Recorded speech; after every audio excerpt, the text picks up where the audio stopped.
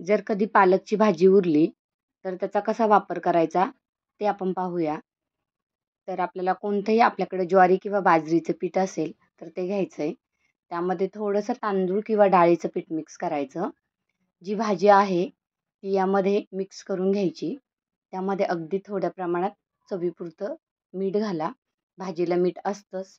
फक्त थोडंसं मीठ घालायचं म्हणजे आपलं जे आपण पीठ नवीन वापरलेलं आहे ते त्यामध्ये व्यवस्थित चवदार होईल. आणि थोडीशी मिरची, थोडंसं हळद आणि थोडीशी धना पावडर घालून छान मिक्स करून घ्या. त्यानंतर भाकरी अशी थापून घ्या. तवा चांगला गरम करा. त्यावर भाकरी घालून त्यावर वरून पाणी किंवा भाजी लावून घ्या. भाकर पलटी करा. आता भाकर आपल्याला छान लाल भाजून द्यायची आहे. तर आपल्याला ही दोन्ही साईडने अशी खरपूस भाजून घ्यायची.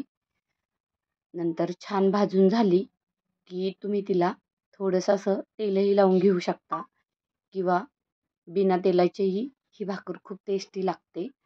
अन्न वायाला जाण्यापेक्षा त्याचा काहीतरी उपयोग करून आपण गरमागरम खाऊ शकता.